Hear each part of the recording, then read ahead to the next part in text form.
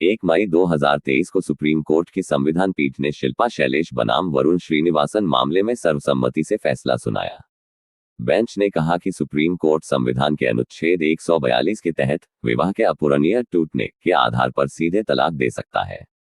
पृष्ठभूमि: संविधान का अनुच्छेद 142 सर्वोच्च न्यायालय को कोई भी आदेश जारी करने या पारित करने में सक्षम बनाता है जो उसके समक्ष किसी मामले में पूर्ण न्याय प्रदान करने के लिए आवश्यक लगता है। हिंदू विवाह अधिनियम 1955 की धारा 13 तलाक की प्रक्रिया निर्धारित करती है यदि दोनों साथी इसके लिए सहमत हो। पार्टियों को पारिवारिक न्यायालय के समक्ष तलाक की कार्यवाही शुरू करनी होगी। हालांकि पार्टियां अक्सर पारिवारिक न्यायालयों द्वारा देरी का हवाला देते हुए अनुच्छेद 142 के तहत सर्वोच्च न्यायालय का दौरा करती है। 2014 में इस मामले में पार्टियों ने उन्हें तलाक देने के लिए सुप्रीम कोर्ट का रुख किया क्योंकि उनकी शादी अपूरणीय रूप से क्षतिग्रस्त हो गई थी, जो हिंदू विवाह अधिनियम के तहत तलाक का आधार नहीं है। 2015 में सुप्रीम कोर्ट ने उन्हें तलाक की इजाजत दे दी। हालांकि न्यायालय ने पाया कि उसके समक्ष इसी तरह की कई याचिकाएं लंबित थीं।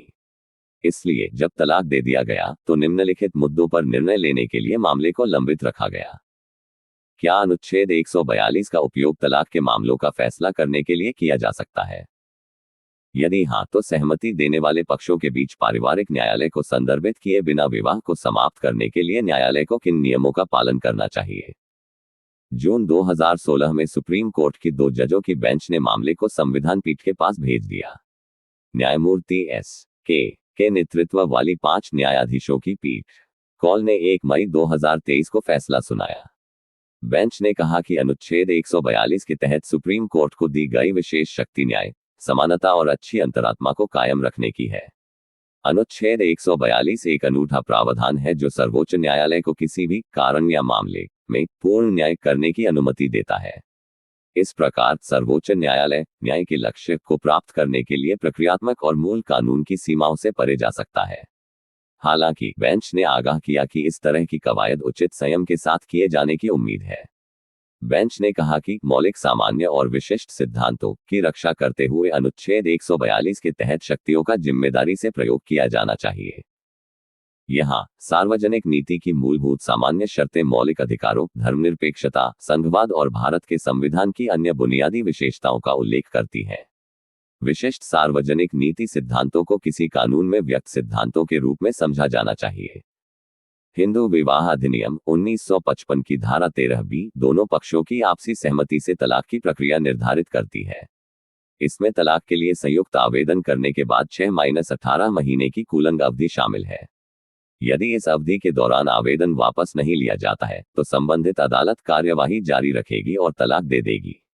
बेंच ने कहा कि अनुच्छेद 142 के तहत सुप्रीम कोर्ट इन प्रक्रियात्मक आवश्यकताओं से बंधा नहीं है और ऐसी अवधि से पहले डिक्री दे सकता है, भले ही मुख्य मामला फैमिली कोर्ट के समक्ष लंबित हो।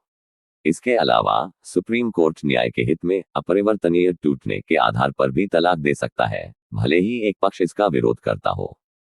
बेंच का विचार था कि कूलिंग ऑफ अवधि उन मामलों में एक बाधा है जहां विवाह का अपूरणीय विघटन होता है, यानी जहां तलाक अपरिहार्य है। हालांकि उन्होंने इस बात पर जोर दिया कि समय अंतराल आवश्यक है क्योंकि यह पार्टियों को तलाक के अपने निर्णय का मूल्यांकन और पुनर्विचार करने की अनुमति देता है। अवधि को केवल तभी माफ किया जा सकता है जब न्यायालय को लगे कि विवाह मरम्मत योग्य नहीं है। यह निर्धारित करने से पहले कि क्या विवाह अपरिवर्तनीय रूप से टूट गया है, कुछ कारकों पर विचार किया जाना चाहिए। 1. विवाह के बाद सहवास की अवधि। 2. पिछली बार पार्टियां एक साथ रहीं। 3. पार्टियों द्वारा एक दूसरे के खिलाफ लगाए गए आरोपों की प्रकृति। 4. पक्षकारों के बीच विवादों को सुलझाने का प्रयास। 5. अलगाव की पर्याप्त लंबी अवधि।